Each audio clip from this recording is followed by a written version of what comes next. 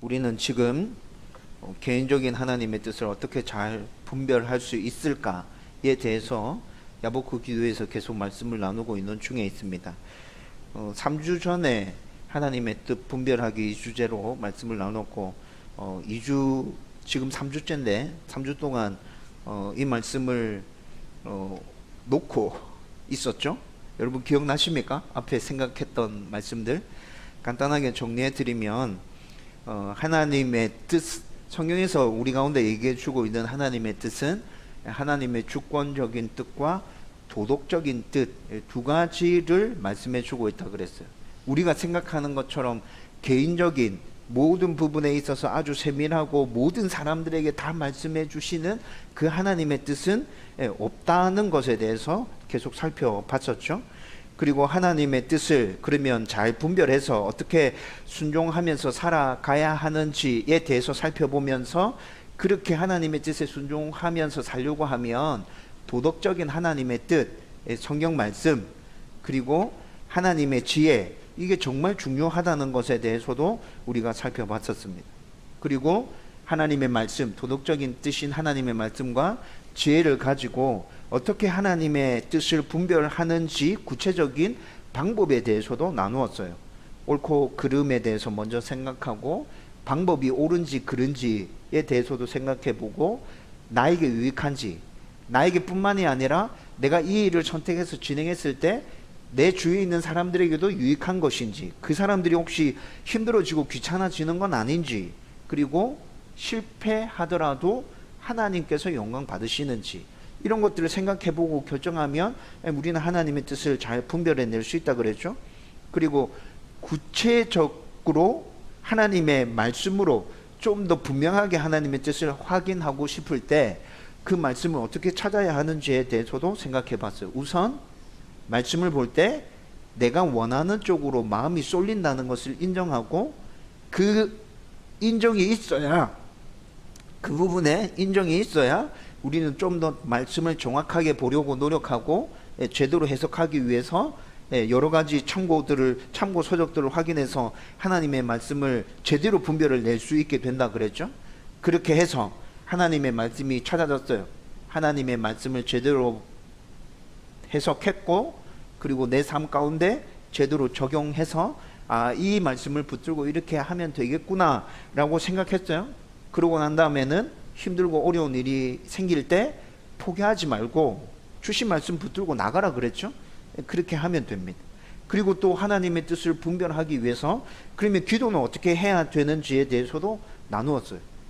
기도할 때도 역시나 객관적인 생각과 판단, 주관적으로 기도하는 게 아니라 객관적으로 기도해야 된다. 내 마음이 쏠리는 쪽으로 기도하는 게 아니라 하나님의 뜻을 분별해내기 위해서 기도해야 된다 라는 생각을 먼저 가지고, 이 일을 어떻게 해 주시겠습니까? 묻는 게 아니고 하나님의 지혜를 구하는 기도를 하라 그랬죠.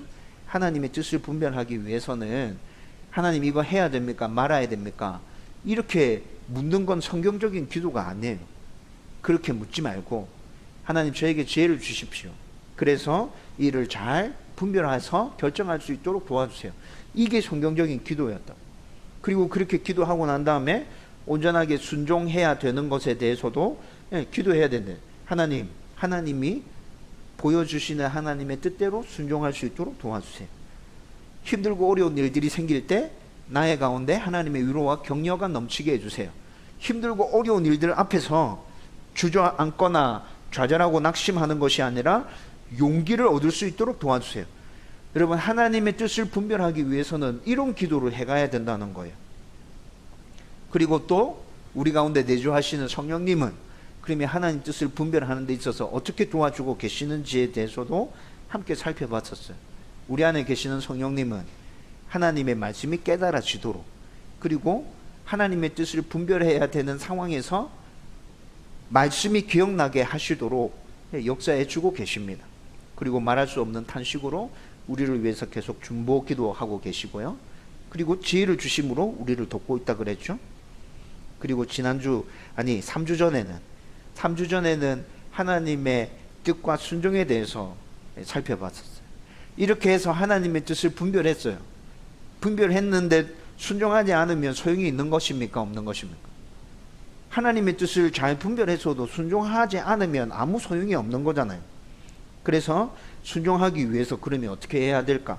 순종하기 위해서는 하나님의 뜻이라고 분명하게 확신할 수 있었던 말씀, 우리가 붙든 말씀이 있죠. 예, 앞에서 말씀으로 어떻게 분명하게 하나님의 뜻을 분별해야 하는지에 대해서도 쭉 살펴봤잖아요. 그 말씀을 붙들고 포기하지 말고 힘들고 어려운 일들이 생겨도 계속해서 한 걸음씩 한 걸음씩 앞으로 나가야 돼. 여러분, 하나님의 뜻대로 살아갈 때도 힘들고 어렵고 우리를 좌절시키는 일들은 계속 반복해서 생긴다 그랬잖아요. 그렇죠?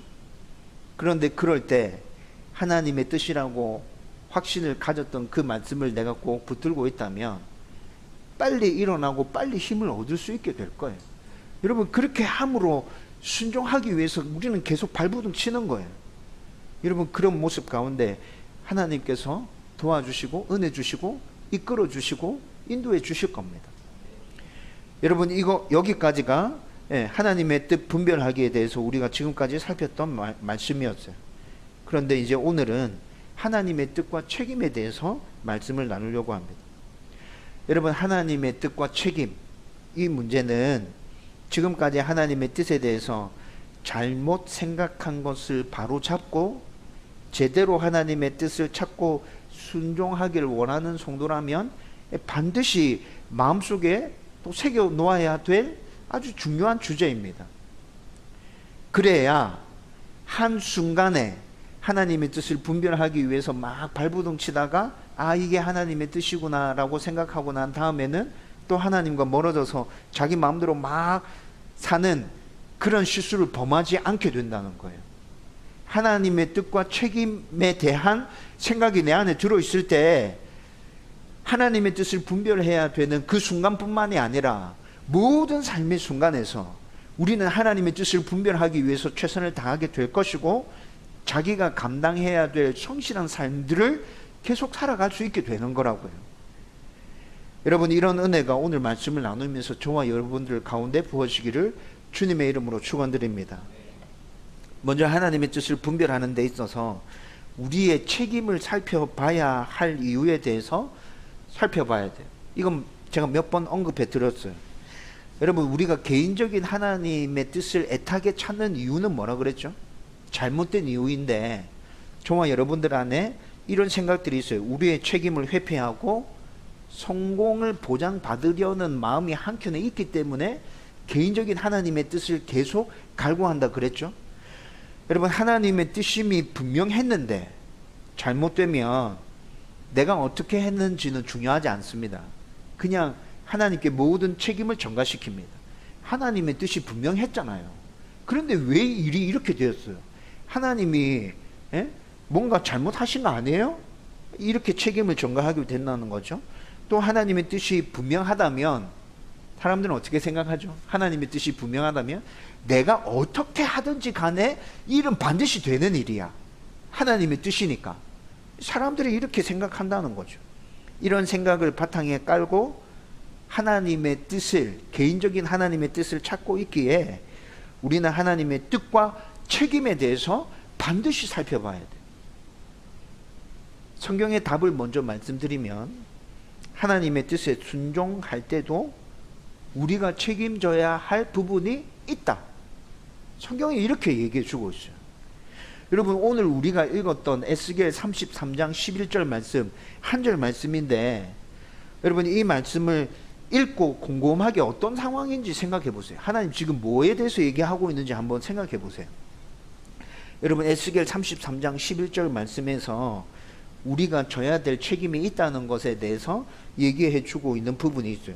지금 11절 말씀에 이렇게 얘기합니다. 하나님은 악인이 죽는 것을 바라지 않고 회개하고 하나님께 돌이키는 것을 원하신다고 말씀하고 있어요. 그렇죠? 11절의 말씀이 지금 그렇게 얘기하고 있어요. 하나님께서 이렇게 직접 얘기하고 계시는 거예요.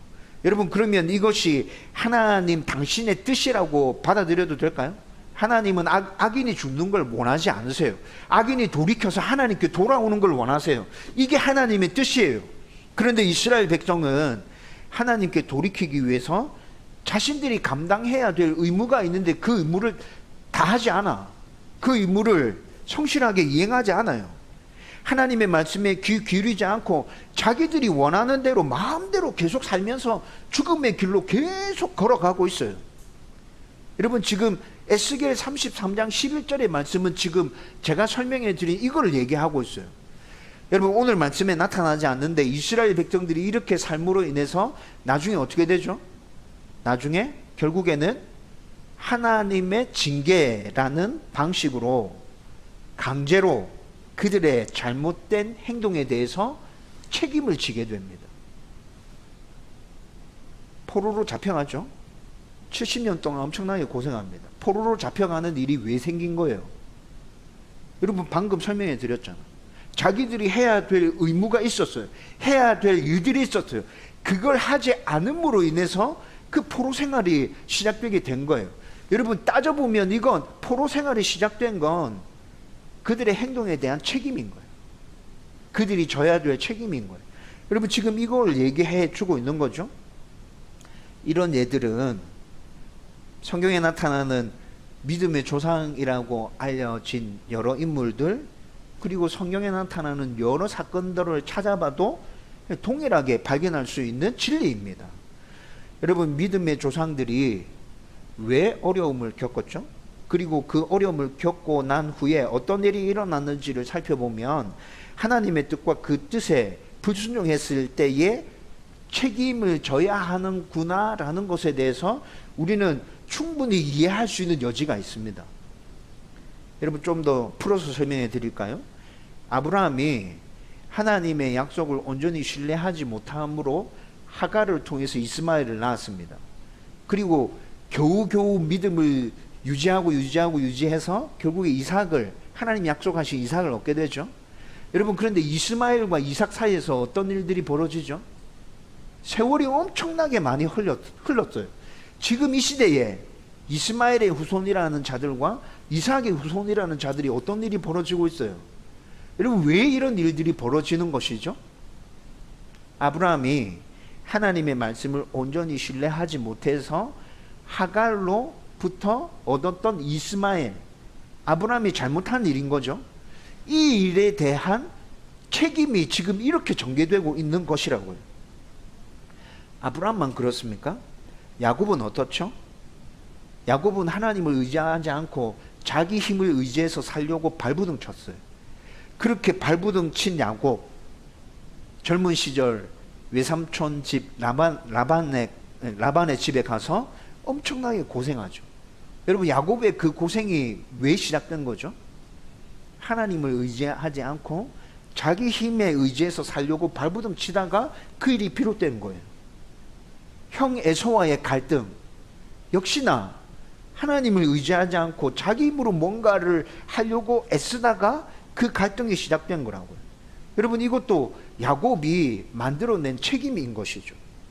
모세는 어떻습니까? 모세는 하나님께서 지팡이로 반석을 가리키라, 그러면 샘물이 나올 거다 했는데 하나님의 말씀에 순종하지 않고 하나님의 거룩하심과 하나님의 신실하심을 드러내지 않고 자기 분을 쏟아내므로 반석을 지팡이로 때리죠. 그렇게 해서 샘물을 터뜨려냈어요. 그 결과가 어땠습니까? 가나안 땅에 들어가지 못한다. 너는 나의 거룩함과 나의 신실함을 드러내지 않았어. 이번 일에서 너는 들어갈 수 없어. 모세가 져야 될 책임이었다는 거죠. 다윗은 어땠죠? 다윗은 범죄함으로 말미암아서 밧세바와 그 사이에서 태어난 아기가 태어나자마자 죽게 됩니다. 이 일로 인해서 압살롬의 반역이 예고되죠. 여러분, 이런 모든 일들을 살펴보면 그들이 한 어떤 일들에 대한 책임이 반드시 따라와서 그들 가운데 붙었어요. 신앙의 위인들도 다 이렇게 살았어요. 이뿐만이 아니라 성경의 여러 사건에서도 이를 분명하게 확인할 수 있어요. 몇 가지 또 예를 들어서 설명해 드리면, 여러분, 사사기 전체 말씀을 어떻게 생각하고 있어요? 사사기 전체 말씀은 간단하게 요약하면 우여곡절 끝에 죽을 고생을 하고 하나님의 뜻에 따라서 이제 가나안 땅에 들어간 이스라엘 백성들이 하나님께서 말씀하신 그 말씀에 순종해서 가나안 족속을 다 몰아내야 되는데 몰아내지 않음으로 인해서 가나안 족속들로 인해 고통당하는 스토리가 사사기 전체 내용이잖아요. 여러분, 이스라엘 백성들이 가나안 족속으로 인해서 고통당한 이유는요, 하나님의 말씀에 순종하지 않은 것 때문이었고요, 그 고통을 당하는 것은 그들이 불순종한 것에 대한 책임을 지는 것이었어요. 이것뿐만이 아니라 민수기 22장에 보면 발람 선지자와 발락의 이야기가 나옵니다. 여러분, 발락이 모압 왕인데 가나안 땅을 이스라엘 백성들이 막 점령해서 들어오잖아요. 모압 왕인데 그 모습을 지켜보고 있으면 진짜 간이 서늘하겠죠. 저놈들이 내 목전 앞에까지 왔는데 곧 나도 치고 들어오겠구나 라는 생각이 들잖아요. 그래서 발람 선지자에게 이스라엘 백성들을 저주하라 그러죠. 여러분, 그런데 발람 선지자에게 하나님은 뭐라 얘기하십니까? 가지 마라 분명하게 말씀하십니다. 그런데 발락이 발람 선지자에게 사신들을 계속 보내요. 사신들을 계속 보내니까 발람 선지자가 결국에는 발락이 보낸 사신들을 따라서 모압 땅으로 가잖아요. 그렇게 갈 때 어떤 일이 일어나죠? 나귀가 말을 하면서 발람이 잘못하고 있다는 것에 대해서 알려줍니다. 여러분, 나귀가 그렇게 알려주지 않았으면 발람 선지자는 어떻게 되는 거예요? 눈에 보이진 않았지만 하나님의 군대가 발람의 길을 막고 있었거든요.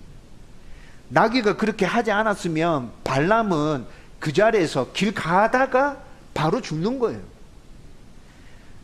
여러분, 선지자인데 자기가 잘못해서 짐승이 말을 해서 자기가 잘못하고 있는 것에 대해 경고를 받고 눈이 띄어지고 난 다음에 하나님의 천군 천사가 자기 길을 가로막고 있는 것을 본 발람의 심정이 어땠을까요? 진짜 자기가 한심스러웠겠죠. 도대체 지금 내가 무슨 일을 하고 있는 건지, 선지자라고 사람들이 그렇게 인정해주고, 야, 이때까지 그렇게 살았는데 내가 왜 이걸 몰랐을까? 하나님 분명히 가지 마라 했는데. 여러분, 발람이 그런 창피를 당하고 죽음의 문턱까지 이르게 된 건 하나님의 말씀에 불순종한 책임을 그가 지는 거였다고요. 이것뿐만이 아니라 열왕기상 13장 말씀에 봐도 이런 비슷한 사건이 또 나타납니다. 여러분, 이런 모든 일들을 통해서 우리가 깨달을 수 있는 건 뭐죠? 하나님의 말씀에 순종하고 불순종하고 이렇게 행하는 것에 따라서 우리가 책임져야 될 부분이 반드시 생기는 거구나. 때로는 그 책임이 죽음으로 져야 되는 것일 수도 있고, 수백 년 동안 어렵고 힘든 일을 당하면서 그 책임을 져야 되는 것일 수도 있고, 그냥 한순간에 하나님의 경고로 끝나는 책임도 있고. 그런데 공통점은 뭐예요? 내가 어떻게 하느냐에 따라서 책임질 부분이 반드시 있다. 여러분, 이런 일들을 통해서 하나님의 뜻대로 제대로 순종하고 하나님의 뜻을 온전하게 이루어가면 우리 가운데 하나님의 은혜와 복이 임한다는 것을 성경에서 우리 가운데 분명하게 말씀해 주고 있습니다. 하나님의 은혜와 복이 반드시 임해. 근데 불순종해서 네 마음대로 행하면 책임을 져야 하는데, 때로는 그 책임에 징계의 의미가 담긴 책임을 져야 할 때도 있어. 여러분, 성경은 이것에 대해서 우리 가운데 지금 말씀해 주고 있다는 것이에요. 여기서 제가 징계라는 표현을 썼죠. 징계라는 이 표현을 국어사전에 찾아보면 부모나 책임자가 잘못된 것을 바로 잡으려는 정당한 훈계, 이렇게 설명합니다. 여러분, 징계는 사랑하는 마음이 있어야 가능한 것입니다. 징계는 그 사람에 대해 관심을 가지고 있어야 가능한 거예요. 그런데 하나님께서 징계의 의미를 담은 책임을 우리 가운데 물으실 때 있다는 거죠. 하나님께서는 사랑과 긍휼의 마음으로 이렇게 우리에게 책임을 지우실 때 있습니다. 그렇다면 하나님은 왜 우리에게 그냥 책임을 물으시는 게 아니라 왜 징계의 의미를 담아서, 때로는 징계의 의미를 담아서 이렇게 책임을 물으실까요? 여러분, 하나님께 징계받는 걸 원하는 사람이 있을까요? 하나님께 징계받는 거 원하는 사람 이 땅 가운데 한 사람도 없을 거예요. 그런데 우리가 했던 행위에 따라서 하나님은 징계의 의미를 담은 책임도 물으신다는 거죠. 왜 이렇게 하세요? 그 이유는 우리에게 스스로 생각하고 판단하고 실행할 수 있는 자유의지가 있기 때문입니다. 이것에 대해서는 제가 여러 번 여러분들에게 또 말씀드렸죠. 여러분, 우리에게 자유의지가 없다면 하나님께서 책임을 물으실 필요가 있을까요? 우리에게 자유의지가 없다면 하나님께서 책임 묻지도 않으실 겁니다. 니네들은 내가 시킨 대로 다 했는데 뭐 니네들한테 무슨 책임을 물어? 다 내 책임이지. 하나님께서 이렇게 얘기하실 거예요. 그런데 하나님은 분명히 우리 안에 당신을 닮은 생각하고 결정하고 판단할 수 있는 능력을 주셨죠. 그 기준이 되는 말씀도 주셨어요. 그리고 니네들이 지혜롭게 결정해봐 라고 말씀하고 계시잖아요. 그렇게 결정한 것에 대해서 스스로 생각하고 말씀을 기준으로 해서 스스로 생각하고 선택한 것에 대해서 책임을 져야 되는 일들이 계속해서 생겨난다는 거예요. 우리가 책임져야 할 상황을 좀 더 구체적으로 살펴보면, 첫 번째는 하나님의 뜻을 분명히 깨달은 후에 그 뜻을 이루어가다가 교만과 욕심에 사로잡힐 때가 있습니다. 여러분, 이 부분에 대해서 하나님 우리에게 책임을 물으십니다. 너 그렇게 한 것에 대해서 책임져야 돼. 여러분, 성경에서 이런 예의 가장 좋은 인물이 바로 사울 왕입니다. 여러분, 사무엘상 말씀을 오랫동안 나눴기 때문에 더 설명하지 않아도 사울 왕이 어떻게 변해갔는지 우린 알고 있죠. 그렇죠? 사울이 처음에 어땠어요? 처음에 참 신실한 인물이었어요. 하나님 보시기에 괜찮은 인물이었다고요. 그런데 그가 몇 번의 성공을 거듭하고 난 다음에 어떻게 바뀌죠? 하나님이 왕이 아니라 자기가 왕이라 생각하고 모든 일을 결정해 가려고 하죠. 교만과 욕심으로 충만하게 됩니다. 여러분, 처음에 하나님의 뜻으로 시작했는데 일이 쭉 진행돼 가다가 자기도 모르는 사이에 교만과 욕심에 따라서 이렇게 사람이 바뀌어져요. 저도 이런 저의 모습을 진짜 자주 발견하고 있어요. 여러분도 아마 자신에 대해서 이런 모습 발견했을 때 있을 겁니다. 여러분, 이것뿐만이 아니라 또 우리가 실제 살아가고 있는 생활 가운데서 이상한 길로 가고 있는 목사들의 모습을 자주 보죠. 이상한 길로 가고 있는 목사들을 보면서 우리는 생각하잖아요. 처음에 저 목사님도 저렇지는 않았을 건데, 처음에 할 때는 진짜 제대로 소명을 받고 그 소명에 따라서 건강한 교회를 세우고 올바르게 사역하기 위해서 진짜 열심히 몸부림쳤을 텐데, 근데 어느 순간 목사님이 이상해졌구나, 이렇게 생각하죠. 여러분, 제가 생각할 때는 그렇게 이상한 길로 가고 있는 그 목사들도 좀 전에 말씀드렸던 것처럼 처음에는 다 바른 생각을 가지고 시작했을 거예요. 근데 어떤 결과물이 나오기 시작하면서 목이 곧아지고 교만해지고 욕심에 휘둘리게 되는 것이죠. 잘못하고 있다는 것을 발견할 때도 있었을 거예요. 저는 그렇다고 생각합니다. 그 목사님들이 자기가 하고 있는 모든 일들이 다 잘하고 있고 자기는 바르게 하고 있다, 말은 그렇게 하고 있지만 실제로는 이렇게 하면 안 되는데 라고 생각하는 부분이 분명히 있다 생각해요. 그런데 돌이키기에는 이미 늦었다 생각하는 거죠. 돌이키면 어떻게 돼요? 자신이 누리고 있는 모든 것들을 다 내려놔야 돼. 창피를 당해야 돼. 부끄러움을 당해야 돼. 밑바닥에서 다시 시작해야 돼. 그러니까 결단을 못하는 거죠. 이런 상황에 이르면 어떻게 돼요? 말씀으로 자기를 더 포장합니다. 말씀으로 자기를 더 포장해서 자기 자신까지 쇠뇌시키는 거죠. 나는 지금 맞게 하고 있어. 제대로 하고 있어. 똑바로 하고 있어. 하나님의 뜻에 순종하고 있어. 여러분, 이런 모습은 목사에게서만 나타나는 게 아니라 많은 성도에게서도 나타나는 모습입니다. 그냥 목사의 이런 모습이 이해하기 쉽기 때문에 제가 예로 들어 드린 것 뿐입니다. 여러분, 이렇게 잘못하는 성도들에게, 목사들에게 하나님은 징계의 의미가 담긴 책임을 지우십니다. 너가 결정하고 선택한 일, 너가 지금 하고 있는 일에 대해서 너 책임져야 돼. 그래서 제가 늘 강조하는 것이 뭐예요? 말씀 앞에 서서 다른 사람이 아니라 자기 자신을 살펴보라고. 자기 자신을. 내 마음속에 무슨 생각을 하고 있는지, 이 생각이 왜 생겨난 건지, 어디서부터 이 생각이 출발된 것인지, 이 생각이 지금 바르게 가는 것이 맞는 건지, 여러분, 끊임없이 우리는 계속 살펴봐야 돼요. 여러분, 이렇게 하나님의 뜻에 순종해 감에도 불구하고 계속 말씀 앞에 서서 나를 점검하고 확인하고 나를 계속 돌아보는 일들이 반복되어져야 징계의 의미가 담긴 책임을 우리는 피할 수 있게 되는 거예요. 두 번째는, 사람은 온전하지 않아서 하나님의 뜻대로 순종할 때도 잘못 결정하고 잘못된 방법을 선택할 때가 있습니다.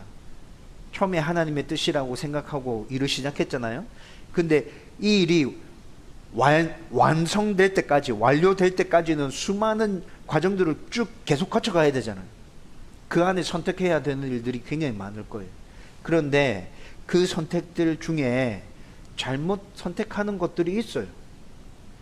그래서 우리에게는 판단의 기준인 말씀, 하나님의 지혜가 하나님의 뜻을 이루어가는 동안에 계속 필요한 거예요. 이 땅에서 사는 동안에 하나님의 말씀과 하나님의 지혜가 우리 가운데 계속 필요하다는 말이에요. 여러분, 이런 모습을 또 성경에서 예로 찾아본다면 어떤 예가 있을까요? 아이성 전투의 예가 나는 딱 맞는 예라는 생각이 들어요. 여러분, 분명히 아이성 전투는 하나님의 뜻이 맞았어요. 그렇죠? 가나안 땅 정복, 여리고성을 함락시키고 난 다음에 그 다음에 조그만한 아이성이 있었는데 가나안 땅을 차지하기 위해서는 이 성도 함락시켜야 되는 거잖아요. 여러분, 이건 분명히 하나님의 뜻이었어요. 그런데 왜 실패하게 되죠? 방법을 잘못 선택해서 실패하게 돼요. 여러분, 가나안 정복 전쟁은 제가 좀 전에 말씀드렸는데 처음부터 하나님의 뜻이었고 분명히 하나님의 말씀에 순종하는 일이 맞아요.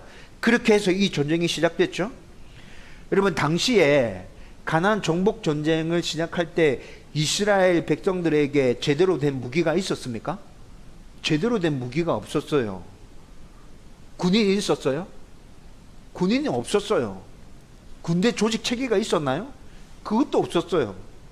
여러분, 그냥 막무가내로 하나님께서 가나안 정복을 시작하라고 하니까 급한 대로 조직을 만들고 꽃갱이 들고 삽 들고 나와서 그렇게 지금 전쟁 벌이고 있는 거라고요. 그런데 아이성 전투 전에 무슨 성을 함락했죠? 여리고성을 함락했죠. 여리고성은 그때 그 당시에 굉장히 좋은 무기와 굉장히 좋은 전투력, 전투 전략, 좋은 군인들이 엄청나게 많이 집중적으로 모여 있어도 공략하기 힘든 성이 여리고성이었어요. 난공불락의 성이었죠.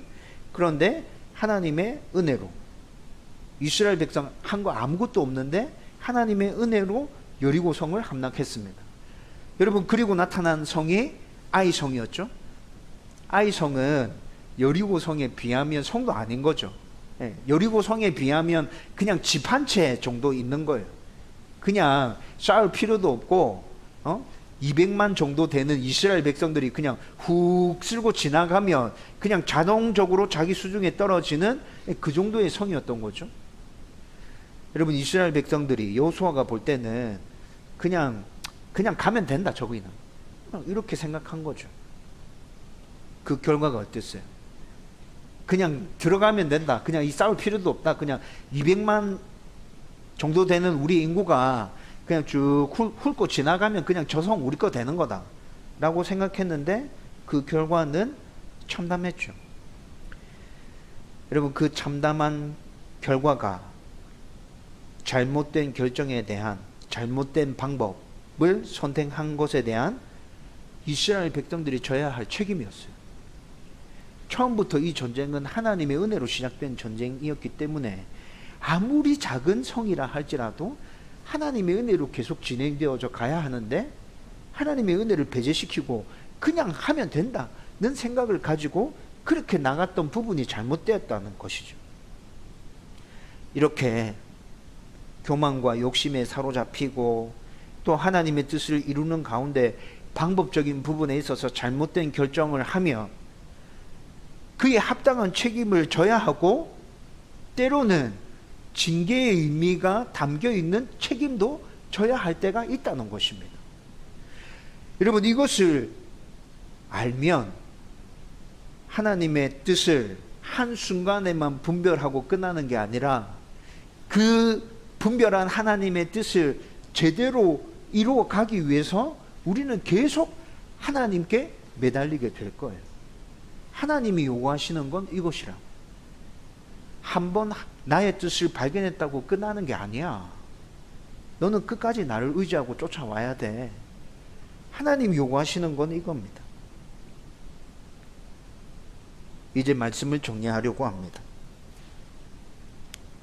하나님의 뜻에 따라 모든 일을 선택하고 순종해도 우리의 자유의지로 생각하고 판단하고 결정하는 일들이 굉장히 많잖아요. 여러분, 그래서 책임져야 될 일은 반드시 우리 가운데 생기게 돼 있어요. 그렇다면 우리는 기억하고 있어야 될 게 뭡니까? 내가 책임져야 될 일이 반드시 생긴다. 하나님의 뜻 가운데 움직여도 그렇다. 그러면 우리가 기억하고 있어야 될 게 뭐냐고요? 하나님의 뜻을 제대로 붙들었다고 해도 우리 안에 있는 죄성 때문에 우리는 교만해질 수 있어. 욕심으로 가득 찰 수 있어. 그러니까 굉장히 조심해야 돼. 한번 하나님의 뜻을 잘 붙들었다고 해서 끝나는 문제가 아니야. 계속 신경 써서 하나님의 뜻을 쫓아가야 돼. 이걸 기억해야 된다고. 또 우리는 언제나 하지 않기에 하나님의 뜻에 순종하는 과정에서 잘못된 방법을 선택할 수도 있어. 그래서 날마다 기도함으로 지혜를 구하고 내 안에 있는 성령께 도움을 구하고 날마다 말씀 앞에 서서 나 자신을 살펴보고 그렇게 몸부림쳐 가야 되구나. 이건 역시 우리는 기억하고 있어야 돼요. 여러분, 이것이 잘 기억되어져 있지 않으면 책임질 일을, 그런 실수를 범하게 된다 그랬죠. 그런데 그 책임질 일들 가운데 징계의 의미를 담은 책임도 있다 그랬잖아요. 징계의 의미를 담은 책임, 어떤 종류가 있을까요? 교만과 욕심으로 포장해서 하나님의 뜻을 이루어가는 상황이라면 하나님은 우리에게 징계의 의미가 담겨있는 책임을 물으실 겁니다. 너 지금 잘못하고 있어. 이건 죄야. 너 지금 징계의 의미를 담아서 책임을 물으시겠죠. 징계의 의미가 담겨져 있지 않은 책임도 있어요. 어떤 게 있을까요? 실수했어요. 그렇게 하려고 한 게 아닌데 어떻게 하다 보니까 그냥 잘못돼가지고 이렇게 됐어요. 실수할 때 많죠? 무지해서 나는 진짜 몰랐어. 근데 어떻게 하다 보니까 이렇게 됐어. 하나님 어떻게 하죠?